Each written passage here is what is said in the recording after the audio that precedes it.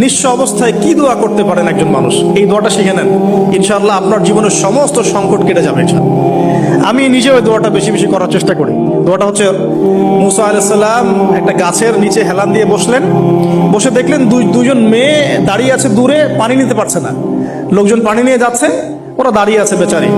মুসা আলাইহিস সালাম গিয়ে বললেন, কি সমস্যা আপনাদের? এটা নিয়ে আপনারা আবার মেয়েদের সাথে কথা বলার চেষ্টা করেন না, ঠিক আছে? তো মাহারাম গায়রা মাহারাম মেনে চলে। তারা বললো যে আমাদের বাবা অনেক বৃদ্ধ মানুষ, আমরা পানি নিতে পারি না যতক্ষণ না আমাদের কম পানি নিয়ে চলে যায়। মুসা আলাইহিস সালাম তো একটু বললাম না, ফিজিক্যালি খুব স্ট্রং ছিলেন, থাকে না বডি বিল্ডার, সামনে গিয়ে কথা বলে সরো পানি নিতে দাও, তখন মানুষ একটু মূল্যায়ন করে না। তো মুসা আলাইহিস সালাম এভাবে পানি নিয়ে দিলেন এবং বাছুরদেরকে পানি পান করালেন, করিয়ে গাছের নিচে এসে বসে আছেন। বসে বসে তিনি দোয়া করছেন, এই যে দোয়াটা তিনি দোয়া করছেন, রব্বি, একটা নেক কাজ করলেন, নেক কাজ করলেন না, মানুষের উপকার করলেন, নেক কাজ করে এসে গাছের নিচে বসে দোয়া করছেন, আল্লাহ এখানে তো আমার খাবার পানি বাসস্থান কিছুই নাই, আমি কি করব?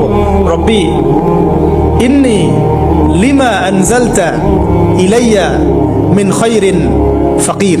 অর্থ হচ্ছে, হে আল্লাহ, তুমি তোমার পক্ষ থেকে আমার উপরে যে নিয়ামতগুলো দিবে, আমি এর জন্য ফকির হয়ে বসে আছি।